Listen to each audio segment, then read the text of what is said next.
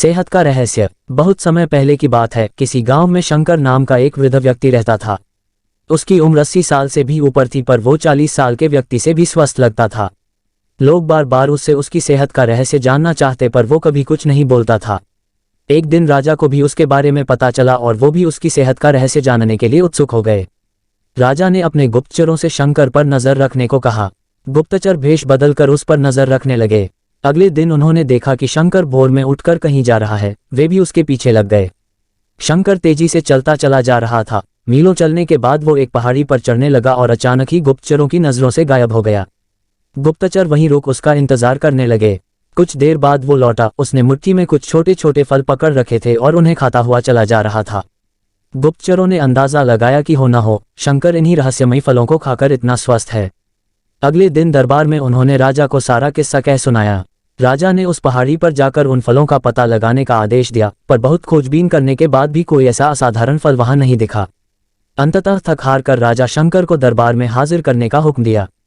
राजा, शंकर, इस उम्र में भी तुम्हारी इतनी अच्छी सेहत देखकर हम प्रसन्न हैं। बताओ, तुम्हारी सेहत का रहस्य क्या है? शंकर कुछ देर सोचता रहा और फिर बोला, महाराज, मैं रोज पहाड़ी पर जाकर एक रहस्यमयी फल खाता हूँ, वही मेरी सेहत का रहस्य है। ठीक है, चलो हमें भी वहां ले चलो और दिखाओ वो कौन सा फल है। सभी लोग पहाड़ी की ओर चल दिए। वहां पहुंचकर शंकर उन्हें एक बेर के पेड़ के पास ले गया और उसके फलों को दिखाते हुए बोला, हुजूर, यही वो फल है जिसे मैं रोज खाता हूँ। राजा क्रोधित होते हुए बोले, तुम हमें मूर्ख समझते हो। ये फल हर रोज हजारों लोग खाते हैं, पर सभी तुम्हारी तरह सेहतमंद क्यों नहीं हैं? शंकर विनम्रता से बोला, महाराज, हर रोज हजारों लोग जो फल खाते हैं वो बेर का फल होता है, पर मैं जो फल खाता हूँ वो सिर्फ बेर का फल नहीं होता, वो मेरी मेहनत का फल होता है।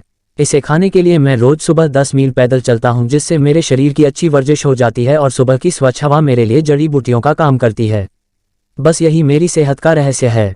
राजा शंकर की बात समझ चुके थे। उन्होंने शंकर को स्वर्ण मुद्राएं देते हुए सम्मानित किया और अपनी प्रजा को भी शारीरिक श्रम करने की नसीहत दी। मित्रों, आज टेक्नोलॉजी ने हमारी जिंदगी बिल्कुल आसान बना दी है। पहले हमें छोटे बड़े सभी कामों के लिए घर से निकलना ही पड़ता था, पर आज हम इंटरनेट के माध्यम से घर बैठे बैठे ही सारे काम कर लेते हैं। ऐसे में जो थोड़ा बहुत फिजिकल एक्टिविटी के मौके होते थे वो भी खत्म होते जा रहे हैं और इसका असर हमारी सेहत पर भी साफ देखा जा सकता है। WHO के मुताबिक आज दुनिया में 20 साल से ऊपर के 35% लोग ओवरवेट हैं और 11% ओबीज हैं। ऐसे में ज़रूरी हो जाता है कि हम अपनी सेहत का ध्यान रखें और रोज़मर्रा के जीवन में शारीरिक श्रम को महत्व दें।